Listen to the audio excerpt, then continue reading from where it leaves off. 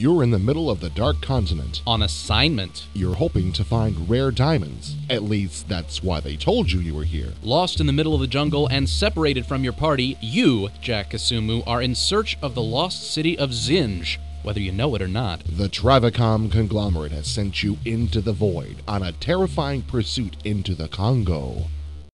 Viacom New Media presents Congo the Movie, Descent into Zinj. Are you surprised they named a game Congo the Movie? I was. Me too.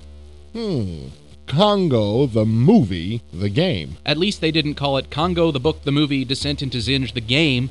That would be too scary. You are dropped without supplies into the jungle and you wander. Seemingly endlessly, through screen after screen after screen of tropical foliage. Well, only sometimes does it seem endless. But you have to admit that it's beautiful tropical foliage. There are plenty of treacherous hazards to overcome, many ways to die.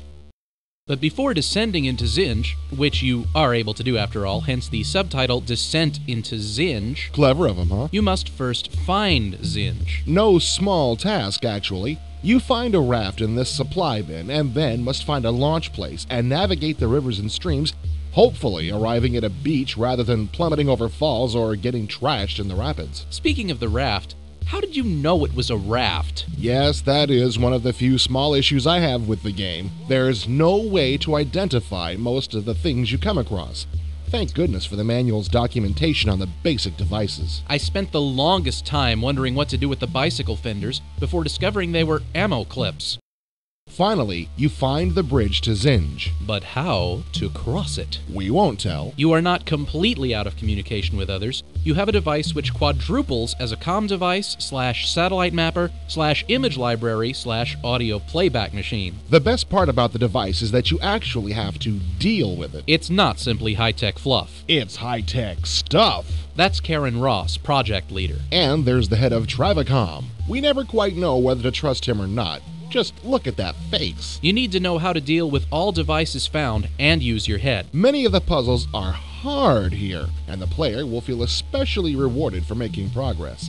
There are a few solutions with which I surprised even myself. Making proper use of all equipment takes some practice, and is especially challenging considering that most items are not instantaneously recognizable. Bicycle fenders? Ammo clips.